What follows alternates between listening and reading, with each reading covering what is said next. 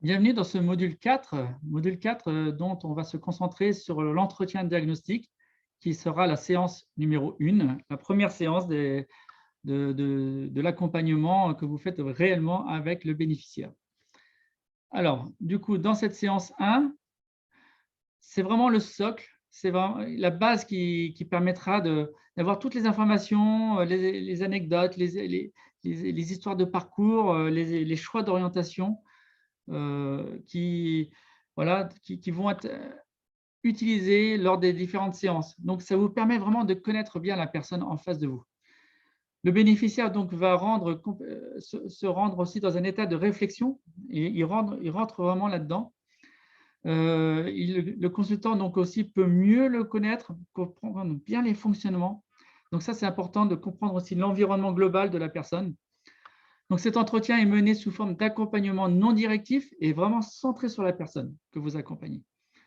C'est la première fois, ou alors peut-être depuis longtemps en tout cas, que cette personne-là va se confronter à son parcours, à ses expériences, à des questions sur ses choix imposés ou non, en tout cas, mais vraiment c'est assez fort émotionnellement, hein, de ressentir ce qui l'a amené, on va dire, à venir faire un bilan de compétences au final. Donc ces choix, ces différents choix anciens et récents, quoi. Ou c'est peut-être blocage, des choses comme ça aussi, quoi. Donc en tout cas, ça fait parfois l'effet d'un électrochoc émotionnel, en tout cas. En tout cas, la personne qui en ressort, elle a l'impression d'avoir été passée chez, chez un psychologue. En tout cas, c'est parfois l'occasion, en tout cas, de la personne de débloquer des choses, de prendre conscience de comment elle a évolué. L'objectif de cette séance, à part cela déjà, donc de voir un peu cette prise de conscience, c'est d'analyser le parcours professionnel en profondeur, c'est de définir les critères de choix, les influences, les déclencheurs, voir qui sont ses alliés, quelles sont les personnes, voilà, qui sont parfois qui ont pu bloquer les choses, identifier les réussites, les échecs, les moments importants pour elles, les satisfactions, les insatisfactions aussi du bénéficiaire par rapport à son parcours, comprendre son environnement, la situation familiale, ses activités. Est-ce que ça lui prend du temps ou pas? Voilà. Pour son futur, voilà, qu'est-ce que la personne a en tête? Elle a peut-être déjà des choses et c'est bien de pouvoir le creuser, ça aussi. Ce qu'elle a envie de garder aussi pour son futur, les actions, les tâches qu'elle aime faire régulièrement ou ce qu'elle n'a plus du tout envie de faire. Souvent, quand même, ça fait du bien de savoir un peu, de revenir là-dessus. Et à l'issue de ce parcours, du coup, il est bon de clarifier à nouveau la motivation réelle et l'objectif du bilan.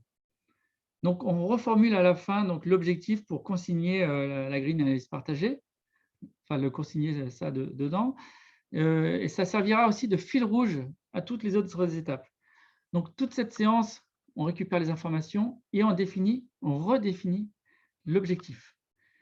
Et on fixe à la fin, évidemment, les prochaines dates des rendez-vous. Si on peut en fixer plusieurs, c'est mieux. Ça permet d'être plus clair, on va dire, sur ce qu'on doit faire. Donc, comment bien définir justement cet objectif? Cet objectif pour le bénéficiaire, qu'est-ce qu'il veut vraiment à l'issue de ce bilan? Donc, on lui demandera d'ailleurs en quoi en quoi le bilan, comment saurez-vous que c'est un bilan réussi? Voilà. Donc, c'est une bonne question parce que ce n'est pas toujours quelque chose, une question qu'on se pose. Et un bilan réussi, qu'est-ce que ça peut être? Voilà. Donc, en tout cas, ça sera bon de le consigner et ça permet justement de définir l'objectif. Donc, l'objectif du bénéficiaire appartient déjà au bénéficiaire. Chaque bénéficiaire se fixera en fonction de sa propre identité, de ses propres valeurs, de ses propres critères voilà, de contraintes aussi, de ses capacités. Donc, elle se fixera un objectif et aussi des sous-objectifs. Ce n'est pas obligatoire, mais c'est quand même intéressant d'avoir des sous-objectifs. Donc, ça appartient à vous, en tant que consultant, consultante, d'aider le bénéficiaire à définir son propre objectif. Donc, pour cela, vous allez vérifier les ressources du bénéficiaire, son environnement, et qui lui permettront d'atteindre cet objectif. Donc, l'accompagnement fixe, vous fixez donc l'objectif réalisable pour le bénéficiaire et vous n'induisez rien par rapport à vous-même, quoi. Ça, c'est important. Donc, pour fixer cet objectif, ce qui est intéressant, c'est d'avoir un objectif SMART. Donc, SMART, ça veut dire quoi? Spécifique, mesurable, accessible, réaliste, temporel. Spécifique, eh ben, ça veut dire qu'il est clair, net et précis. On peut le mesurer, ça veut dire qu'on peut dire 1, 2, 3, 4, 5. Voilà. Quelque chose, on va dire, de tangible, enfin, qu'on peut dire ça, c'est fait, ça, c'est fait, ça, c'est fait. Accessible, ça veut dire qu'on on a les moyens de pouvoir le réaliser. Réaliste, ben, c'est que c'est pas non plus trop ambitieux, ou pas assez aussi d'ailleurs, quelque chose, on va dire, de réalisable. Et aussi temporel, temporel, c'est-à-dire à la fin du bilan, qu'est-ce que j'aurai? Donc là, le temporel, on va dire, c'est plutôt facile, hein, c'est à la fin du bilan. Pardon. Donc, vous, avec votre bénéficiaire test, comment ça va se passer? Donc, vous avez un rendez-vous avec le bénéficiaire test, chouette. Donc, vous serez peut-être chez vous. En tout cas, vous le faites dans un endroit propice aux confidences. Voilà, il ne faut pas qu'il y ait trop de monde, il ne faut pas qu'il y ait de monde d'ailleurs autour. Donc, il faut que ce soit confidentiel. Vous mettez donc, je vous ai mis à disposition une trame, voilà, une trame dans ce module que vous allez pouvoir suivre. Voilà. Imprégnez-vous de cette trame avant la séance. Et après, vous allez voir, ça va se passer très facilement en suivant petit à petit chacune des questions. Donc, il y a 3 colonnes. Il y a la question à poser, les items à identifier. Voilà, ça vous permet de poser des questions aussi, d'essayer de chercher des réponses pour identifier ce genre d'items, voilà, d'avoir quelque chose de concret derrière, une réponse à votre question en tout cas. Et il y a donc la 3e colonne, c'est un espace pour noter les réponses. Vous pouvez l'ajuster par rapport à vous, comment vous notez les choses, si vous écrivez gros ou pas, enfin, je ne sais pas. En tout cas, s'il y a beaucoup de choses à écrire, prévoyez un recto verso, des choses comme ça. C'est toujours utile. Donc, la technique pour poser les questions, effectivement, c'est intéressant, c'est de faire parler en utilisant des questions non directives. C'est vraiment de l'accompagnement. Donc, quelle est la posture à avoir au final?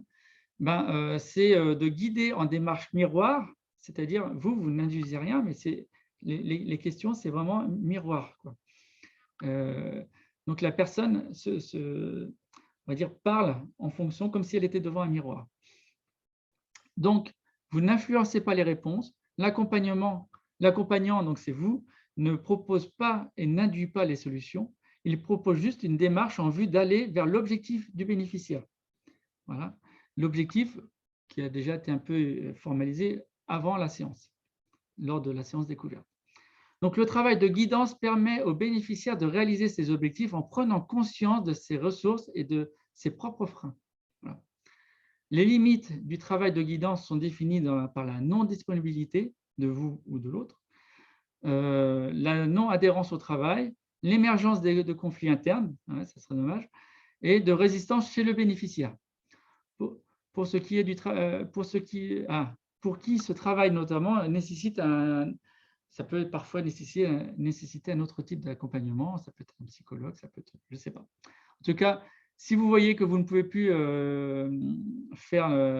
travailler ensemble, il faut mieux arrêter. Les questions importantes de coaching, et ça, celles-là, vraiment, elles reviennent régulièrement, et c'est important de les maîtriser. Donc, en fait, généralement, on pose la question « en quoi ?» En quoi est-ce important pour vous? Le en quoi remplace le pourquoi. Pourquoi on se sent un petit peu ouais, pourquoi vous avez fait ça vraiment alors que en quoi cela est important pour vous? Là tout de suite, moi, oui, c'est important pour moi parce que voilà, j'aime bien faire comme ça, j'aime bien faire comme ci. OK, là ça va. Qu'est-ce que donc ça, c'est vraiment pour faire préciser, pour aller plus loin, vraiment. Qu'est-ce que vous souhaitez à la place? Qu'est-ce que pour vous, qu'est-ce que c'est que cet aspect? Donc, qu'est-ce que est important aussi? Comment? Donc, pour faire expliquer, pour aider à la projection. Donc, écouter l'origine des croyances. Donc, comment voyez-vous les choses aujourd'hui? Comment pourriez-vous faire autrement? Comment vous faites aussi cela? Comment savez-vous que c'est comme ça que ça se passe? Voilà. Comment? L'autre question importante, c'est qui? Qui a dit que? Qui pourrait? Voilà. Donc, aider à associer ou à dissocier voilà, l'origine des choses. Mais c'est vraiment une vraie prise de conscience derrière avec le qui. Et la dernière question, ou les deux dernières questions, c'est les questions magiques qui reviennent régulièrement. C'est-à-dire, c'est quoi pour vous?